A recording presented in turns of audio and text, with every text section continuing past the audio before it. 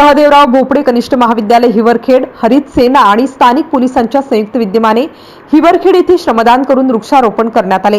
वृक्षारोपण कार्यक्रमाकरिता हिवरखेड पोलीस स्टेशनचे सर्व कर्मचारी, अधिकारी तसेच सहदेवराव भोपळे कनिष्ठ महाविद्यालयातील हरित सेना विद्यार्थ्यांनी हिवरखेड पोलीस स्टेशन परिसरात श्रमदान करून वृक्षांची लागवड केली। विद्यार्थ्यांचे हे कार्य पाहून हिवरखेड पोलीस स्टेशनचे ठाणेदार पांडव यांनी विद्यार्थ्यांचे खूप कौतुक केले। ठाणेदार पांडव यांनी श्रमदान करत असताना काळजी कशी घ्यावी याबाबत मोलाचे मार्गदर्शन केले।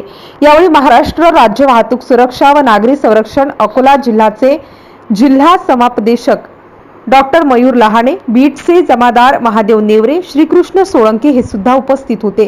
विद्यार्थ्यांमध्ये रस्ता सुरक्षा व नागरी संरक्षण या संदर्भात जनजागृती व्हावी यासाठी आयोजित कार्यक्रमामध्ये चर्चासत्र घेण्यात आले।